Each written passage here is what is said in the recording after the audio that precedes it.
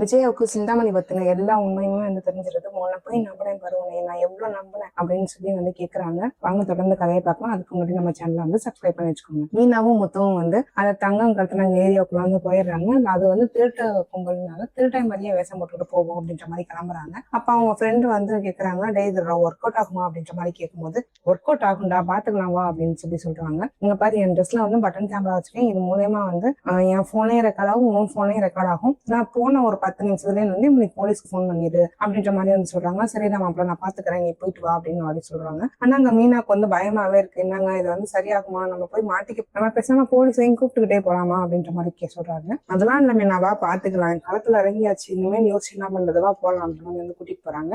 உள்ள போனாலுமே ஒரு அடையாளம் நிக்கிறேன். என்னாச்சு, என்ன நீ யார் அப்படின்னு சொல்லி கேட்கும்போது, நான் கொஞ்சம் தங்கத்தெல்லாம் நான் அடிச்சுட்டு வந்தோம், அக்கா கிட்ட கொஞ்சம் உருக்கி வாங்கணும், அதுக்காக தான் வந்தேன் அப்படின்ற மாதிரி வந்து கேட்கறாங்க. எவ்வளவு நகை வச்சிருக்கீங்க அப்படின்னு சொல்லும்போது, எவ்வளவு நகைன்னு தெரியல, நீங்களே பார்த்து சொல்லுங்க, நீங்க எடுக்க கமிஷன் போக மீதி அமௌண்ட் எனக்கு கொடுத்தா போதும் அப்படின்ற மாதிரி வந்து சொல்றாங்க. சரின்னு உள்ள கூட்டிட்டு போனோன்னே எவ்வளவு நகை அப்படின்னு சொல்லி கேட்கும்போது, நான் இப்பதாங்க தொழிலுக்கு புதுசு, நான் வந்து அந்த அளவுக்கு முன்னேறல, போக போக கத்துக்கிறேன், இப்ப மட்டும் இதை மட்டும் உருக்கி கொடுங்களேன் அப்படின்ற மாதிரி கேட்கறாங்க. கொஞ்ச நேரத்திலேயே வந்து போலீஸ் வந்து வந்துடுறாங்க. உடனே வந்து நீ யாரு, நீ வந்து போய் சொல்லியிருக்கியா, நீ யாரு அப்படின்னு சொல்ற மாதிரி அந்த சாமியாடி பாப்பா வந்து கேட்கும்போது, என்ன தெரியலையா, நான் தான் முத்து அப்படின்ற மாதிரி வந்து முத்து கெத்தா சொல்றாங்க. உடனே வந்துட்டு, நீ முத்து தானே, நீ மீனா தானே, உங்களுக்கு எப்படி என் ஏரியா தெரிஞ்சிச்சு அப்படின்ற மாதிரி வந்து சொல்றாங்க. உடனே வந்து போலீஸும் கரெக்டான டைமுக்கு வந்துடுறாங்க. உடனே எத்தனை வாட்டி தான் அரெஸ்ட் பண்ணி கொண்டு போய் வைக்கிறது, நீ என்ன திருந்தவே மாட்டியா அப்படின்ற மாதிரி வந்து சொல்றாங்க. சார் எப்போதும் தானே, வாங்க போவோம் அப்படின்ற மாதிரி வந்து சாமியாட்டி பாப்பா வந்து சொல்றாங்க. போலீஸ் வந்து தேங்க்ஸ் முத்து அப்படின்னு சொல்லும்போது, இல்ல சார் எனக்கு கொஞ்சம் ஹெல்ப் உங்களால ஆக வேண்டியது இருக்கு அப்படின்றாங்க.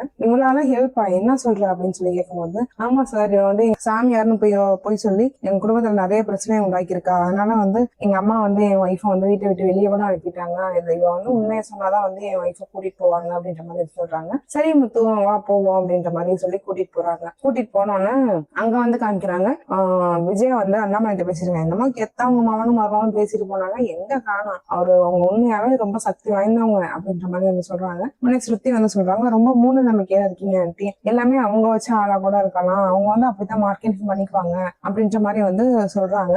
சரின்ட்டு கொஞ்ச நேரத்துல வந்து போலீஸும் வந்துடுது. அந்த சாமியாட்டி பொம்பளை வந்து முத்து வந்து லைவ் சுத்திட்டு வரா. இங்க பாரு, நான் கூட்டிட்டு வந்துடுறேன், நீ உண்மையை சொல்றியா இல்லையா அப்படின்னு சொல்லி கேட்கும்போது, நான் சொல்லிடுறேன் அப்படின்ற மாதிரி சொல்றாங்க. சொல்லு என்ன, நீங்க சாமியாராச்சு, நீங்க ஏன் உனக்காகலாம் பயப்படுறீங்க அப்படின்ற மாதிரி விஜய் கேக்குறாங்க. இல்ல நான் சாமியாடி எல்லாம் கிடையாது நான் அப்படின்ற மாதிரி சொல்றாங்க. உடனே வந்து இல்ல இவன் அடிச்சதுனாலே நீ மாத்தி சொல்லுவ, நீ சாமியாடி தானே, நீ உன்னோட சக்தியை தான் நான் பார்த்தேனே அப்படின்ற மாதிரி வந்து விஜயா சொல்லும் போது போலீஸ் வந்து உள்ள வந்துடுறாங்க. என்னம்மா நீ சரியான பைத்தியமா இருக்கு, அவளே வந்து நான் சாமியாடி இல்லைங்கிறேன், அதுல போய் இல்ல நீ சாமியாடி தானே அவளே அப்படின்னு சொல்லிட்டு இருக்க, நீ என்ன பைத்தியமா அப்படின்ற மாதிரி கேக்குறாங்க. போலீஸ் நீங்க என்ன ஆச்சு, என்ன சார் நீங்க வந்திருக்கீங்க அப்படின்னு சொல்லி கேட்கும்போது, ஒரு பெரிய திருட்டு பொம்பளமா, நகையை தேடி தேடி விற்கிறவ, இவளை எத்தனையோ வாட்டி அரெஸ்ட் பண்ணிட்டேன், அப்பயும் திருந்துற மாதிரி இல்ல, இப்பதான் உங்க பையன் தான் புடிச்சு கொடுத்துருக்காரு அப்படின்ற மாதிரி சொல்றாங்க. உடனே வந்து மீனா வந்து சொல்றாங்க, அப்ப நீ சாமியாடி பொம்பளைன்னா நீ எப்படி எங்க வீட்டுக்கு வந்த, உங்களை யார் வந்து வர சொன்னது அப்படின்ற மாதிரி கேட்கும்போது, எனக்கு பணம் கொடுத்து உன்னை வீட்டை விட்டு வெளியே எனக்கு வந்து சொன்னாங்க, அதை வந்து நான் செஞ்சேன் அவ்வளவுதான் அப்படின்ற மாதிரி வந்து அந்த பொம்பளை சொல்லுது. பணம் கொடுத்து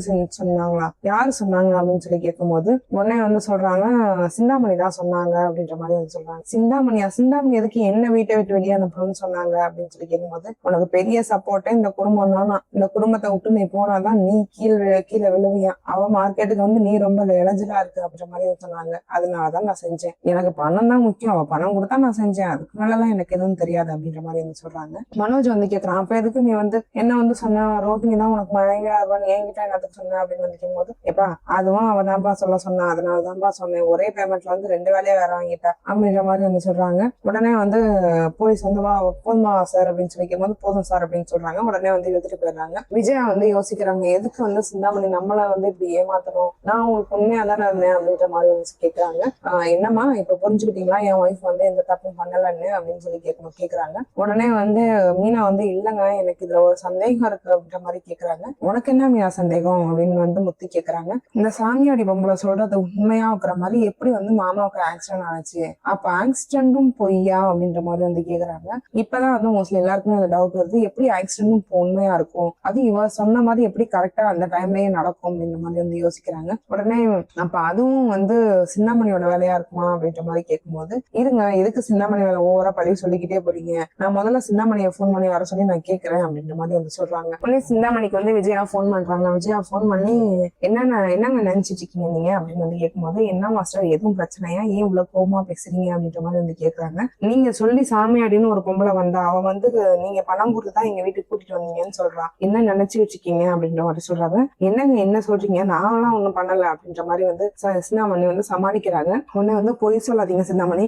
என் முத்துவும் மீனாவும் வந்து அவளை கண்டுபிடிச்சு, அந்த திருட்டு பொம்பளை அவளை கண்டுபிடிச்சு போலீஸோட வந்து கூட்டிட்டு வந்துட்டாங்க, இதுக்கு மேலே நீங்க நடிக்காதீங்க அப்படின்ற மாதிரி வந்து விஜயாசிரியர் திட்டுறாங்க. உடனே வந்துட்டு அச்சோ நம்ம மாட்டிக்கிட்டோமோ, இல்லைன்னா உடனே நம்மள மாட்டி விட்டுட்டா, நம்ம பணமும் நிறைய கொடுத்தோமே அப்படின்ற மாதிரி வந்து சின்னாமணி மனசுக்குள்ளே யோசிச்சுட்டு இருக்காங்க. உடனே வந்து இல்ல மாஸ்டர் அது வந்து அப்படின்னு சொல்லி சொல்லும் போது, சரி நீங்க முதல்ல வீட்டுக்கு வாங்க, நான் உங்கள்கிட்ட பேசணும் அப்படின்ற மாதிரி சொல்றாங்க. இந்த வரை மாஸ்டர் கொஞ்சம் வெயிட் பண்ணுங்க அப்படின்னு சொல்லி, ஐயோ இந்த உண்மைதான் தெரிஞ்சுச்சா, நான் அண்ணாமலைக்கு ஆக்சிடென்ட் பண்ண விஷயமும் தெரிஞ்சிருமோ, எனக்கு பயமா இருக்கே அப்படின்ற மாதிரி யோசிச்சுட்டே இருக்காங்க. உடனே வந்துட்டு இப்ப மாட்டினா நம்ம மட்டும் மாட்டக்கூடாது, அந்த ரோகிணியும் சேர்த்து மாட்டி விட்டுறணும், நம்ம மட்டும் என்னத்துக்கு ஜெயிலுக்கு போகணும், அவ சொல்லித்தானே நான் செஞ்சேன் அப்படின்ற மாதிரி வந்து சிந்தாமணி நினைச்சுக்கிட்டே போறாங்க. அந்த டைம்ல கரெக்டா வந்து இவங்க வந்து பார்வதி வீட்டுக்கு வரதுக்கும் அவங்க சிந்தாமணி வரதுக்கும் நேரம் கரெக்டா இருக்கு.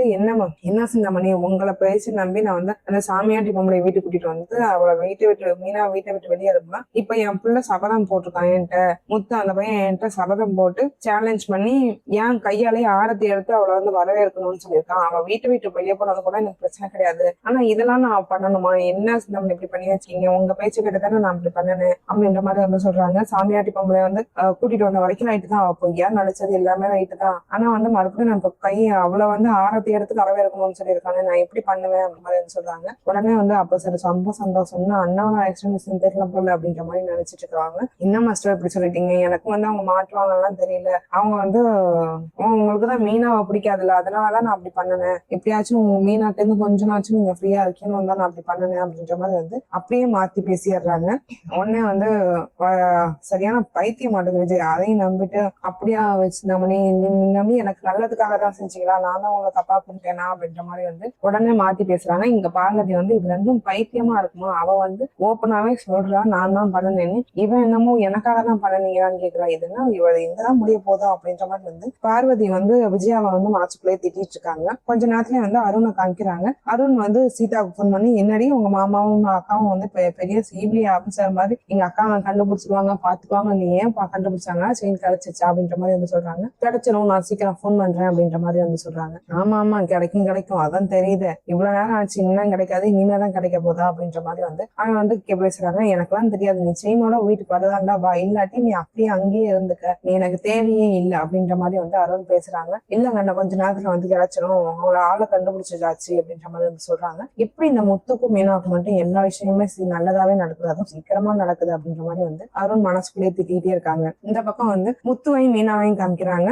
அதாங்க எனக்கும் டவுட்டா இருக்கு, அப்போ வந்து மாமாவோட ஆக்சிடென்டும் பொய்யா இருக்குமா, அதுவும் வந்து ஒரு காசு கொடுத்துதான் செய்ய வச்சிருப்பாங்களோ அப்படின்ற மாதிரி கேக்குறாங்க. அப்படி மட்டும் நடந்துருந்துச்சு, அவன் எவன் செல்ல செய்ய சொன்னானா அவன் என்கிட்ட செத்தான் அப்படின்ற மாதிரி வந்து முத்து வந்து ரொம்ப கோவப்படுறாங்க. எங்க அப்பாவுக்கு ஒண்ணுன்னா நான் எவ்வளவு ரியாக்ட் ஆவேன்னு வந்து அவங்களுக்கு தெரியல, சிந்தாமணி மட்டும் செஞ்சதான் இருக்கட்டும், அதுக்கப்புறம் என் சுயபத்தாங்க அப்புறம் பார்ப்போம் அப்படின்ற மாதிரி மீனாவும் முத்து வந்து பேசிட்டு இருக்காங்க. சரி வாங்க மாமாவுக்கு ஆக்சிடென்ட் நேரத்துல ஏதாச்சும் சிசிடிவி கேமரா கிடைக்குதா, எதுவும் கிடைக்குதான்னு பார்ப்போம் அப்படின்ற மாதிரி வந்து அவங்க அரசுவை கூப்பிட்டுட்டு போறாங்க. எங்க அங்கிள் மாமாவுக்கு ஆக்சிடென்ட் ஆனிச்சு அப்படின்ற மாதிரி வந்து கேட்கும்போது அவங்களும் வந்து அந்த ஏரியாவை சொல்றாங்க. அந்த இடத்துக்கு போய் பார்த்தா ஆப்போசிட் வீட்லயே வந்து ஒரு சிசிடிவி கேமரா இருக்கு, அதை போய் பாக்குறாங்க. எனக்கு கொஞ்சம் மட்டும் ஹெல்ப் பண்ண முடியுங்களா, ஒரு 2 வீக்ஸ் முன்னாடி வந்து ஒரு ஆக்சிடென்ட் இருந்துச்சு, அதை மட்டும் எங்களுக்கு காமிக்க முடியுமா அப்படின்ற மாதிரி வந்து கேட்கறாங்க. உடனே வந்துட்டு 2 வீக்ஸ் முன்னாடியா, நாங்க அந்த டைம் ஊருக்கு தான் போயிருந்தோம், ஆனா ரெக்கார்ட் ஆயிருக்கும் வாங்க காமிக்கிறேன் அப்படின்னு சொல்லி அந்த வீட்டாளங்களும் வந்து உள்ள கூட்டிட்டு போய் காமிக்கிறாங்க. கரெக்டா வந்து அவன் ஆக்சிடென்ட் பண்றதையும் பாத்துறாங்க. அந்த வண்டி நம்பரை வந்து நோட் பண்ணிக்கிறாங்க. அந்த பைக் நம்பரை நோட் பண்ணுங்க அப்படின்னு சொல்லி பைக் நம்பரை நோட் பண்ணிக்கிறாங்க. நோட் பண்ணிட்டு சரி மீனா இதை பத்தி அப்புறமா பாத்துக்கலாம், நீ வா சீதாட்ட முதல்ல வந்து செயினை கொடுத்துட்டு நான் வீட்டுக்கு போறேன், நான் வீட்டுல விட்டுட்டு நான் போறேன் அப்படின்ற மாதிரி வந்து முத்து சொல்றாங்க. சரிங்க வாங்க போலாம், ஆனா வந்து இது சீக்கிரம் விசாரிங்க அப்படின்ற மாதிரி வந்து சொல்றாங்க. சரி அப்படின்னு சொல்லிட்டு இங்க வந்து மீனா வீட்டுக்கு வராங்க. மீனா வீட்டுக்கு வந்தா வந்து சீதா வந்து அழுதுட்டே இருக்கா, எனக்கு வந்து பயமாவே இருக்கு, இன்னும் தாலி செயின் கிடைக்கல, தாலி செயின் இல்லைன்னா நீ வீட்டுக்கே வராதான்னு சொல்றாருமா, எனக்கு என்னவா பண்றது அப்படின்ற மாதிரி வந்து சீதா அழுது பேசிட்டே இருக்காங்க. அந்த நேரத்துல வந்து சத்யா வந்து சொல்றாங்க, அதெல்லாம் கவலைப்படாத, மாமாவும் அக்காவும் தான் போயிருக்காங்கல்ல, உன் தாலி செயின் இல்லாம வீட்டுக்கு வரமாட்டாங்க, எப்படியும் மாமா உனக்கு கண்டுபிடிச்சு கூட்டிட்டு வந்துருவாங்க, எப்படியும் மாமா கண்டுபிடிச்சு அந்த தாலி செயினை எடுத்துட்டு வந்துருவாங்க, நீ கவலைப்படாத அப்படின்னு சொல்லி வந்து சத்யா வந்து ஆறுதல் சொல்லிட்டு இருக்கான். அந்த டைம்ல வந்து கரெக்டா முத்துவும் மீனாவும் வராங்க. அக்கா சீதா மீனாவை பார்த்துட்டு சீதா வந்து ஓடி போய் கட்டி பிடிச்சுக்கிறா, அக்கா எனக்கு வந்து தாலி செயின் இல்லைன்னா வந்து அருண் வீட்டுக்கே வராதுன்னு சொல்லிட்டா இருக்கா, எனக்கு ஒரு மாதிரி பயமா இருக்குக்கா, எனக்கு கிடைச்சிச்சா இல்லையாக்கா அப்படின்ற மாதிரி கேட்கும்போது, கிடைச்சிருச்சு சீதா, அதை எப்படி நாங்க கொண்டு வராம இருந்திருப்போமா, உன் வாழ்க்கை இதுலதான் இருக்குன்னு எனக்கு தெரியாதா, உன்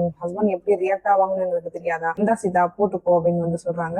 அப்புறம் வந்து அவங்க அம்மா வந்துட்டு இல்ல இல்ல இப்ப வேணாம், நீ வந்து கோயிலுக்கு வா, கோயில்ல வந்து பூஜை பண்ணி மறுபடியும் வந்து எடுத்து போட்டுக்கலாம், ஏதோ வந்து அபசகுணம் மாதிரி இருக்கு அப்படின்ற மாதிரி வந்தாங்க அம்மா வந்து சொல்றாங்க. சரி வாங்க போலாம் அப்படின்னு சொல்லிட்டு கோயிலுக்கு வந்து ஃபேமிலியோடய வராங்க. வாங்கத்த நானே வந்து கோயில வந்து காமிச்சிட்டு சீதாவை போய் வீட்டுல விட்டுட்டு வந்துருவோம் அப்படின்ற மாதிரி வந்து முத்து வந்து சொல்றாங்க. சரிங்க மாப்பிள்ள அப்படின்னு சொல்லிட்டு எல்லாருமே வந்து கார்ல வந்து கோயிலுக்கு வராங்க. கோயில்ல வந்து நிக்கும் போது கரெக்டா வந்து அந்த வண்டி வந்து மீனா பாத்துறாங்க. மீனா பாத்துட்டு உடனே வந்து எங்க பாருங்க, இதுதான் வந்து மாமா அர்ஜென்ட் பண்ண வண்டி அப்படின்னு சொல்லும் போது என்ன நான் சொல்றேன் அப்படின்னு சொல்றாங்க. ஆமாங்க ஆமாங்க, நீங்க தான் நம்பர் நோட் பண்ணி வச்சீங்களா, அந்த நம்பரை எடுத்து பாருங்க அப்படின்னு சொல்லி பார்க்கும்போது கரெக்டா அந்த நம்பர் தான் இருக்கு. அந்த வண்டியை தான் வந்து கரெக்ட் கண்டுபிடிச்சிட்டாங்க. அப்போ வந்து இந்த ஆள் வந்து உள்ளுக்கு தான் இருக்கிறான், நம்ம போய் சீக்கிரம் சாமி கும்பிட்டு வந்துட்டு இவன் யாருன்னு பார்ப்போம் அப்படின்ற மாதிரி வந்து உள்ள போறாங்க.